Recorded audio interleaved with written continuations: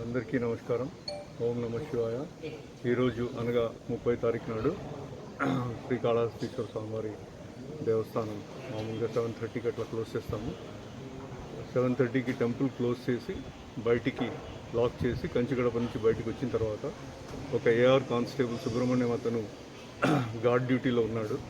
ఆయన ఆ వెపన్ని బయట అంటే కంచిగడప టెంపుల్ అవుట్ సైడ్ టెంపుల్ 4 గోపురాల మధ్యలో ఒక గార్డ్ రూమ్ ఉంటుంది. ఆ గార్డ్ రూమ్లో వెపన్స్ డిపాజిట్ చేసుకుంటూ ఉంటారు. ఆ చేసే సమయంలో మిస్ఫైర్ అయిన తర్వాత ఆ ఇన్ఫర్మేషన్ మాకు తెలవగానే ఇమీడియట్గా పోలీసు వాళ్ళకి చెప్పడం జరిగింది. పోలీసు వాళ్ళు వచ్చారు. ఏఆర్ డిఎస్పీ వారు, లోకల్ డిఎస్పీ, సిఐలు అందరూ వచ్చారు. వాళ్ళు ఇన్వెస్టిగేట్ చేస్తున్నారు. అయితే ఆ కానిస్టేబుల్ కూడా ఎటువంటి ప్రమాదం ఏం లేదు.